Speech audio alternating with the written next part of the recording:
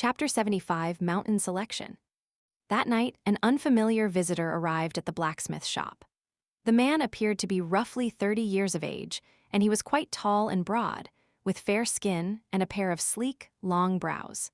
His elegant and delicate appearance, coupled with his imposing stature, presented a rather peculiar contrast to behold. After being informed of the man's arrival, Ruan Qiang arranged a welcome that was far more formal than the one he had prepared for Qi Mingwang, where the two had only had a brief chat at the entrance to the swordsmithing room. On this occasion, he instructed Ruan Xiu to carry out a pair of bamboo chairs, and he even brought out 2 flagons of fine wine, one for each person. The visitor gladly accepted the flagon of wine, removing the clay seal before taking a swig, then smiled as he said, "You've really made a bold statement with what you did earlier, Master Ruan. I don't know how the Imperial Court is going to react for now, but as the newly assigned Kiln Supervision official and head official of Dragon Spring County, you've saved me a lot of trouble. I should have been the one to bring some good wine to visit you, but I heard about what happened on the way here, so I was in a hurry to get here, and in my haste, I passed by the shop on Dragon Riding Alley. I owe you 2 large urns of apricot blossom wine." Master Ruan waved a dismissive hand as he said, "There's no need for these pleasantries. If our negotiation goes well here, we'll have plenty more opportunities to chat over wine in the future, and if the negotiation goes awry, then you won't have to bother trying to get on my good side." The man burst into laughter, and he appeared much more like a traveling hero than an official of the Great Li Empire's imperial court. He dabbed at his own lips with his sleeve, then set his flagon of wine down onto his knee, and it seemed that he was about to discuss something serious with Ruan Qiang. "As I'm sure you're already aware, the mountains here were sealed off by the imperial court during the spring crest year. Of course, that's only the official explanation given by the Ministry of Revenue. According to the local chronicles, the actual reason for the mountains being sealed off is because halfway up the mountain known as Dragonspine Mountain, a large piece of naturally formed dragon-slaying platform appeared. Prior to coming here, I had a meeting with His Majesty, and I was explicitly told that the dragon-slaying platform is to be shared between the Wind Snow Temple that you belong to and True Marshall Mountain. As for exactly what you do with the dragon-slaying platform, whether you choose to excavate it, split it up, keep it in its original place, or take it back to your respective sects, that is entirely up to your 2 sects, and our Great Li Empire will not interfere under any circumstance. In fact, if you require assistance from our Great Li Empire, for example, you need the 2 young mountain-moving apes under the Great Li Empire's control to smash open the mountain and reveal the dragon-slaying platform, then just state your request, and we would be more than happy to oblige." "That's a lot of sincerity being displayed by your Great Li Empire," Master Ruan remarked with a smile. The new Kiln Supervision official also smiled, and he was just about to say something when Master Ruan continued. "Prior to coming here, our Wind Snow Temple and True Marshall Mountain had already arrived at an agreement on the dragon-slaying platform, with the Wind Snow Temple, True Marshall Mountain, and myself each taking a third. I'm sure you've already heard from your emperor that I'm planning to establish a sect here, and that's why both my daughter and I have already detached ourselves from the Wind Snow Temple. It won't be very appropriate for me to establish my sect anytime in the next 60 years, but as long as your Great Li Empire doesn't do anything to get on my bad side, I'll select a mountain here at the conclusion of the 60-year period as the site for my future sect." The new Kiln Supervision official made no attempt to hide his elation upon hearing this. In fact, this seemed to have been what he was waiting to hear all along, and he immediately replied, "Rest assured, Master Ruan.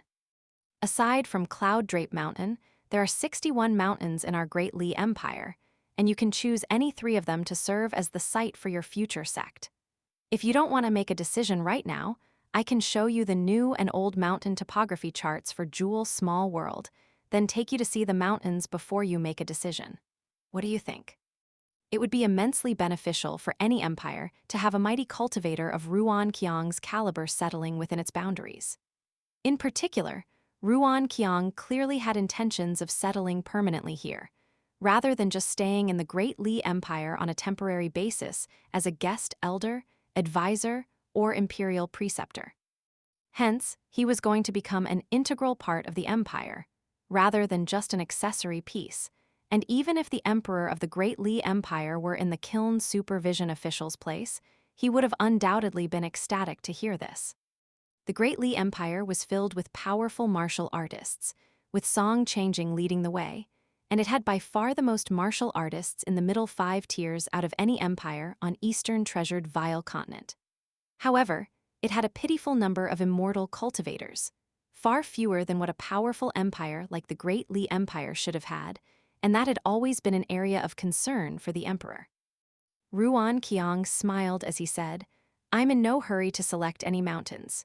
To be frank, aside from Cloud Drape Mountain, which you're not willing to offer to me, none of the other mountains appeal to me at all." A slightly awkward look appeared on the young Kiln supervision official's face. Prior to coming here, both his master and the emperor of the Great Li Empire had speculated that there was a chance that Ruan Qiang would establish his sect in the Great Li Empire, but the chances were definitely rather slim. The reason for this was because the Great Li Empire really didn't have enough to offer to Ruan Qiang.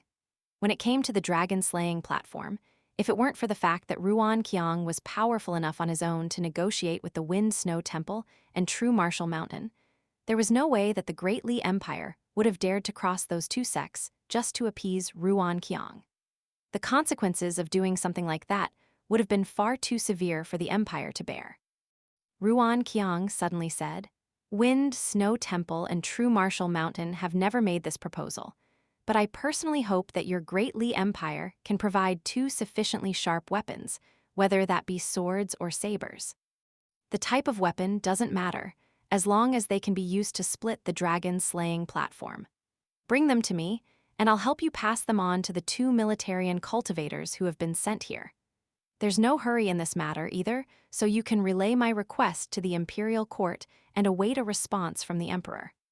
The Kiln supervision official considered the request for a moment, then declared, "I can make that decision, Master Ruan. Consider it done." Ruan Qiang nodded in response, then took a sip of wine, seemingly quite pleased with the Kiln supervision official's attitude and decisiveness. He was going to have to deal with this new Kiln supervision official by the name of Wu Yuan for a long time to come, so he was very relieved to see that he wasn't dealing with someone foolish or cowardly.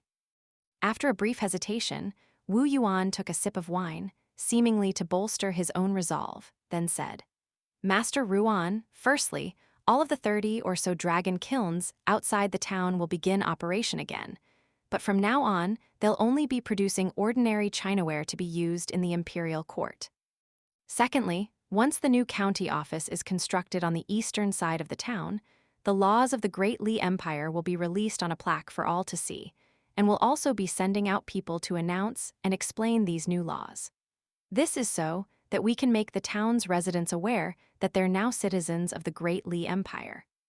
A cold look appeared on Ruan Qiang's face as he took a glance at Wu Yuan, and the other smiled and explained, "Of course, these laws only apply to the ordinary residents of the town. Within the next 60 years, your rules will still remain paramount in this town, followed by the rules of the 4 surnames and 10 clans, and only after that comes the laws of the Great Li Empire. If there's any conflict in those rules, the hierarchy that I just mentioned will decide which one takes precedence. Within a radius of 500 kilometers of the town, our Great Li Empire won't interfere with anything that you do, and will be giving you our unreserved support. I'm not sure if you recall that cultivator from Purple Smoke River. After you destroyed his physical body, he still didn't learn his lesson and attempted to use his connections in the capital city to complain to the emperor. As soon as my master heard about this, he immediately sent someone to eradicate his soul." Ruan Qiang's brows furrowed slightly with vexation. "Tell your master not to go around doing such unnecessary things. There's no need to do things like this behind my back. I'm just a blacksmith. I don't like all this funny business. If your Great Li Empire really wants to show me its sincerity, then give me actual, tangible benefits, and that's enough. As for whether I accept those benefits, that's up to me. Besides, if I really wanted to kill that piece of trash from Purple Smoke River, do you think he would have been able to get away? If I really want to kill someone, who in your Great Li Empire can stop me, Even if you can find someone capable of stopping me, would they be willing to oppose me? Wu Yuan's face paled slightly as he said in a slightly strained voice, I'll be sure to keep that in mind, Master Ruan. Ruan Qiang didn't want to make the conversation too hostile. After all, this was only their first meeting, and it would have been asking far too much to expect Wu Yuan to know exactly what he wanted and act accordingly. Hence, he changed the subject to ease the tension in the air. It should be an imperial court's responsibility to construct Wencheng pavilions and martial sage temples, assign official mountain and water gods, and ban all unofficial temples within their territory. How do you plan to carry out these tasks in the town? Having just been scolded by Ruan Qiang, Wu Yuan carefully considered his response this time before giving an answer. With regard to the construction of the Wencheng pavilions and martial sage temples, our great Li Empire's officials of astronomy and feng shui masters have two sites in mind, one of which is the Mountain of Porcelain situated to the north of the town, while the other is the Immortal Tomb in the southeast. The two people overseeing the ritual will be the pair of individuals who emerged from the town, and it just so happens that one of them is an accomplished scholar, while the other is a decorated martial artist, both of whom have also made significant contributions to our great Li Empire. What do you think, Master Ruan? Ruan Qiang replied in a serious voice, I have no objection to the two people you've chosen, but have you already decided on the locations? Have you consulted Old Man Yang for his opinion first? Wu Yuan was instantly stumped by this question, and he asked in a careful voice, Master Ruan, may I ask who Old Man Yang is?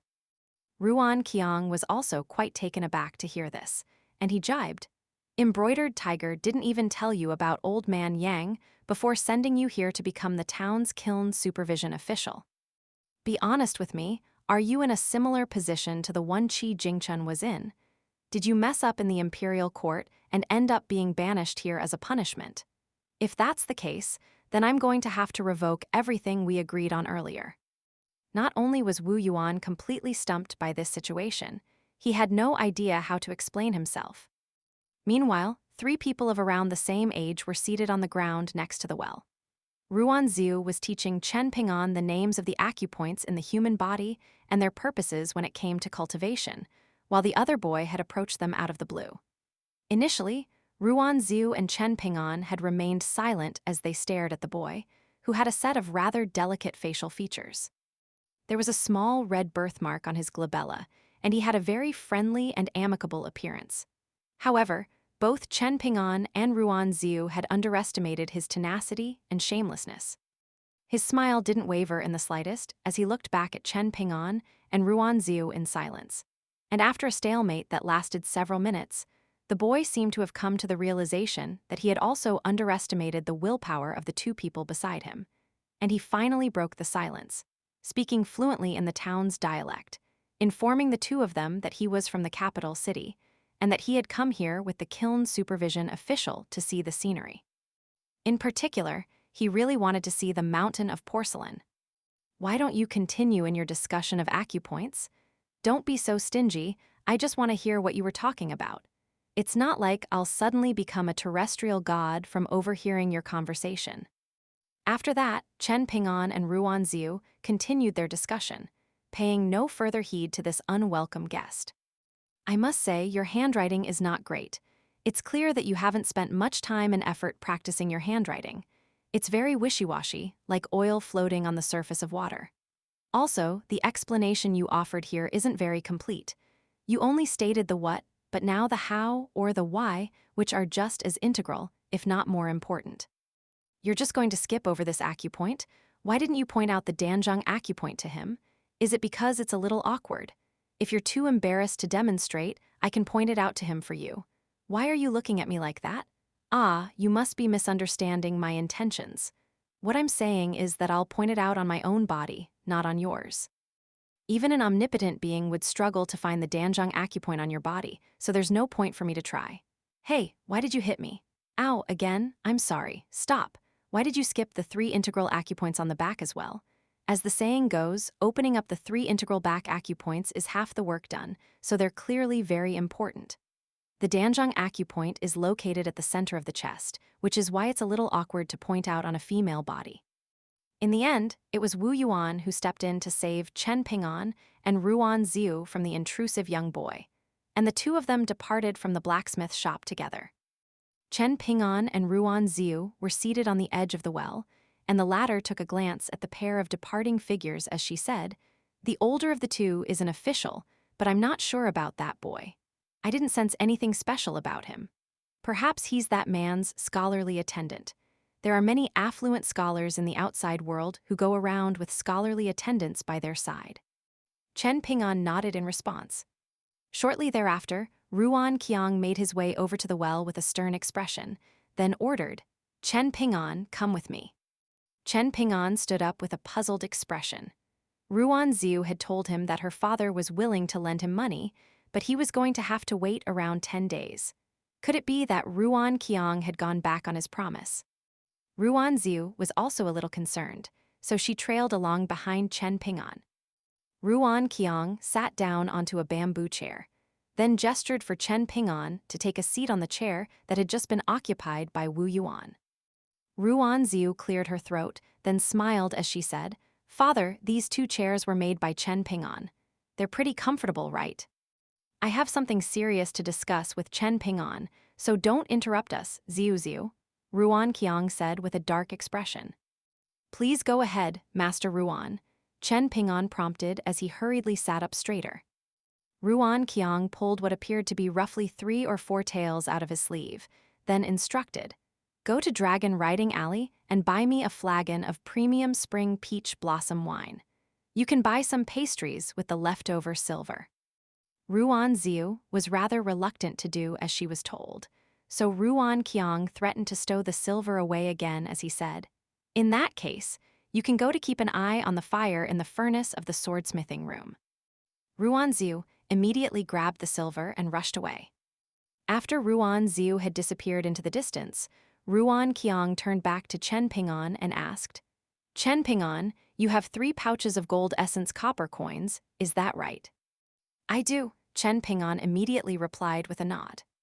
Ruan Qiang seemed to be rather pleased with Chen Ping'an's honesty, and his expression eased slightly as he said, "No other resident of this town would have 3 pouches of gold essence copper coins in their possession. Even the Song clan, which has the most pouches of gold essence copper coins among the 4 surnames and 10 clans on Fortune Street and Peachleaf Alley, only has 2 pouches. As for the rest, they only have 1 pouch at most.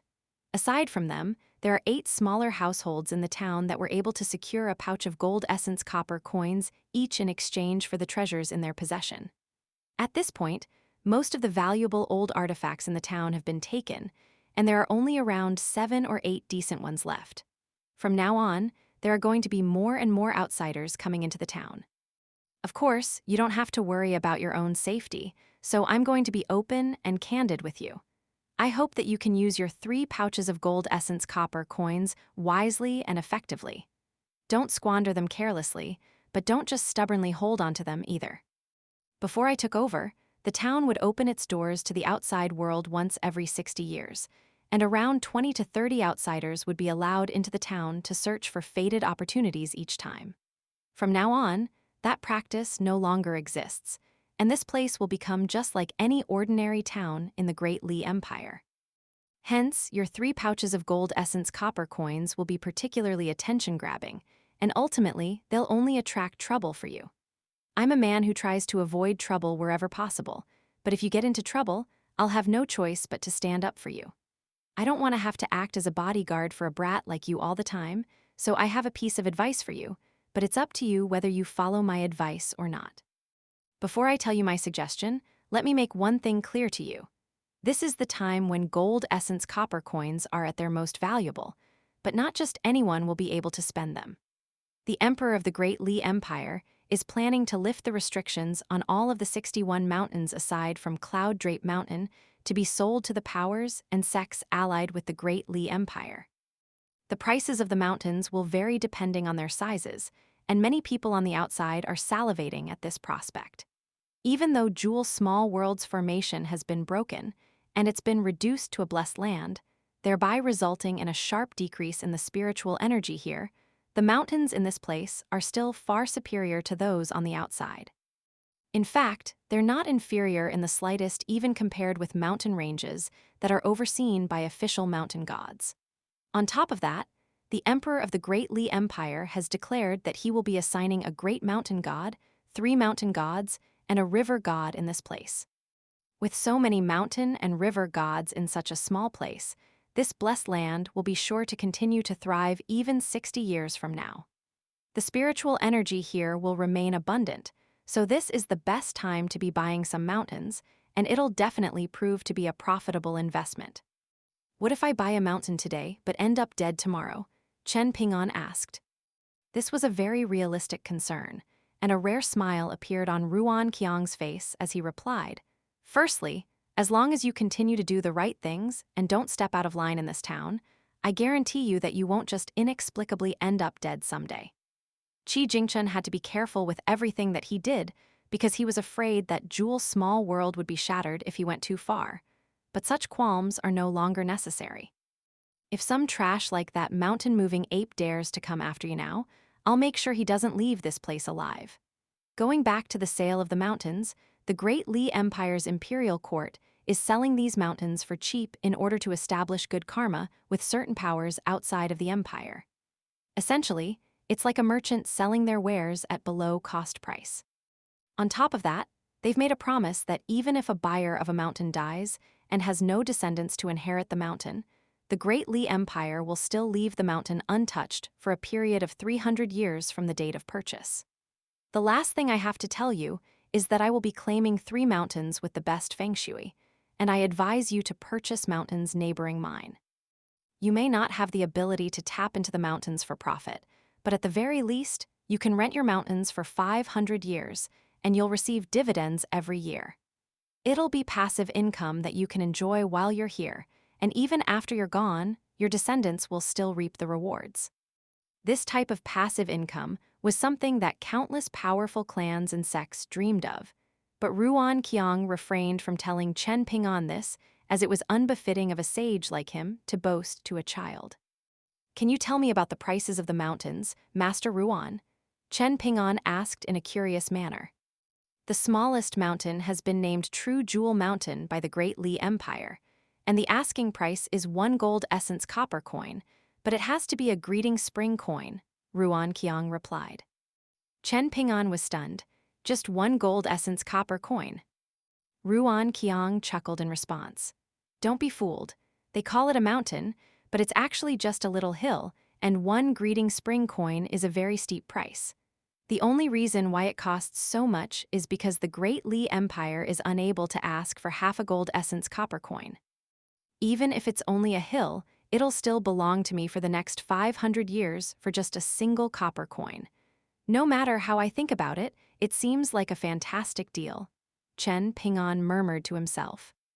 Ruan Qiang continued. "The asking price for the medium-sized mountains, such as Wild Goose Mountain and Lotus Lantern Mountain, will be around 10 to 15 gold essence copper coins, while the most expensive mountains will be the Dry Spring Mountain Range, Incense Mountain, and Divine Elegance Mountain, will each cost 25 to 30 gold essence copper coins. Ultimately, what the Great Li Empire wants is not the gold essence copper coins. Instead, it wants to keep the 4 surnames and 10 clans, as well as all of their connections on Eastern Treasured Vile Continent. What they're hoping to see is for the backers behind the 4 surnames and 10 clans to emerge and initiate contact with the Great Li Empire." Chen Ping'an's brows furrowed slightly as he said, "But Master Ruan, won't I be drawing a lot of attention to myself by capitalizing on this opportunity? Won't I make a lot of enemies?" Ruan Qiang burst into laughter upon hearing this. "Don't forget that you have a backer as well, and he's sitting right in front of you." Chen Ping'an scratched his head and didn't immediately offer a response. Instead of being irked by Chen Ping'an's hesitance, Ruan Qiang was quite pleased, and he remarked, "It's good to see that you haven't allowed things to go to your head just because you have my backing. Go back to Clay Vase Alley and have a good think about what I just told you. Try to give me an answer by tomorrow, because the longer you delay, the greater the chance that an unexpected turn of events could arise." I'm not bluffing you here, I'm telling you the truth. After departing from the blacksmith shop, Chen Ping'an was still in a state of shock even as he arrived at the stone bridge. In the past, he had envisioned what it would be like for him to live a life of affluence.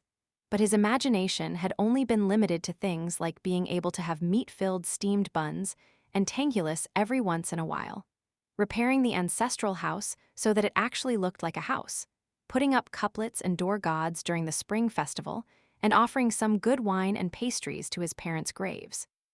Never would he have ever imagined in his wildest dreams that he would be able to own several mountains for centuries.